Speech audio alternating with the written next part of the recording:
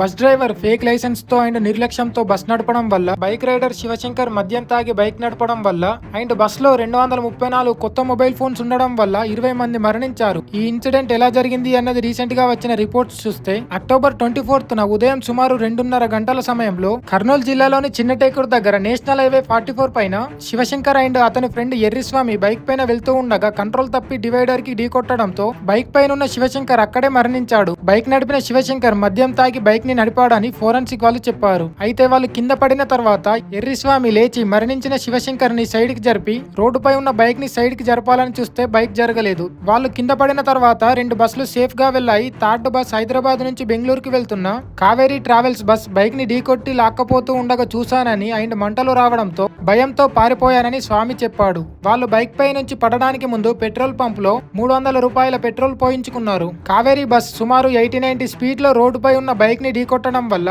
Bike petrol tank damage అయింది and bus కింద ఇరుక్కపోయి సుమారు 200 మీటర్ల వరకు బస్ లాక్కపోవడం వల్ల బైక్ పెట్రోల్ ట్యాంక్ పగిలింది. బైక్ బస్ తో రుద్దుకోవడంతో స్పార్క్స్ అగ్గిమినుగురులు వచ్చాయి. వాటి కారణంగా బైక్ పెట్రోల్ ట్యాంక్ పేలింది. ఆ వేడికి bus diesel tank and bus battery పేలాయి. వీటి వేడికి బస్ లో ఉన్న 234 మొబైల్ ఫోన్స్ లోని లిథియం అయాన్ బ్యాటరీస్ పేలాయి. మొబైల్ బ్యాటరీస్ పేలిన తర్వాత సుమారు 1 నిమిషంలోనే బస్ మొత్తం ఫైర్ తో నిండిపోయింది. ఈ బస్ లో సుమారు 41 మంది ప్రయాణికులు అండ్ 2 డ్రైవర్స్ ఉన్నారు. వీళ్ళలో 21 మంది ప్రాణాలతో బయటపడ్డారు. సుమారు 19 నుండి 20 మంది ప్రయాణికులు మరణించారు. బస్ నడిపిన డ్రైవర్ మిరియాల లక్ష్మయ్య 2004లో ఫేక్ ఎడ్యుకేషనల్ సర్టిఫికేట్స్ తో హెవీ వెహికల్ డ్రైవింగ్ లైసెన్స్ తీసుకున్నాడని ఇన్వెస్టిగేషన్ లో తెలిసింది. ఈ ప్రమాదంకి మెయిన్ గా బస్ డ్రైవర్ నిర్లక్ష్యం చేయడం వల్ల అండ్ బస్ లో సేఫ్టీ ఫీచర్స్ లేకపోవడమే మెయిన్ రీజన్ అని కర్నూలు రేంజ్ డిఐజీ కోయ ప్రవీణ్ గారు చెప్పారు.